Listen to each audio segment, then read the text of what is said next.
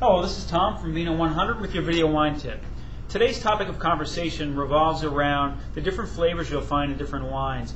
It's interesting to note that most wines really don't taste like grapes. They taste of things other than grapes. And sometimes you'll have simple wines that are grapey, but most wines taste like something else, whether it be apricot, pear, apple, mocha, grapefruit, tangerine, melon, cherries, black currants. I mean, the list goes on and on. It could be a wide spectrum of different flavors. But if you give a little thought to some of the wines that you're drinking, don't just gulp them down, or if you don't give any thought to the wines, you really won't appreciate them as much. If you could, kind of think about what you're drinking and pick up on the different nuances, it'll enhance your appreciation for wine drinking. And I just wanted to touch upon just 4 wines I have here in the store that have prominent flavors that, if you pick them up, you could start to think about what you're drinking and develop your palate and enhance your wine experience. The first wine to mention is a really nice Grenache that I have here in the store. It's from the southern France. It's $12 a bottle. It has a really nice, prominent smoky cherry flavor. It's got some rich smoky cherry throughout from sip to finish, and it's a little bigger than your typical Pinot Noir, but it's a nice soft style wine. You can even put a little chill on it to enjoy it. And it's $12 a bottle, but it's a high-end tasting wine, and it's interesting and complex as well.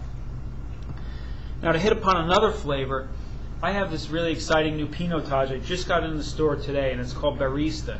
It's a fantastic Pinotage. It hits you with like smoky berry, but in the aroma, it smells very much like coffee, and it kind of comes through on the finish. So you got a little smoky berry, and you have a real big flavor of coffee on the finish. It's quite outstanding. It's a delicious wine. It's $16 a bottle, but it's such an interesting, different wine. I wanted to mention it. Now I want to speak about a couple of whites. First, I'll start with a Riesling. And a typical flavor profile for German Riesling is apricot. A lot of times Rieslings taste like other things, but more often than not they have a nice little touch of apricot, and this one does. This one is from the Mosel region of Germany. It's from a sub-region called Erzinger Würzgarten. It has a nice apricot flavor, and it kind of has a real nice level of bright acidity to it as well, a nice level of sweetness. This one's $23 a bottle, and again, the estate's Dr. Hermann. It's a delicious Riesling, and you really pick up the apricot, when you give it a little thought.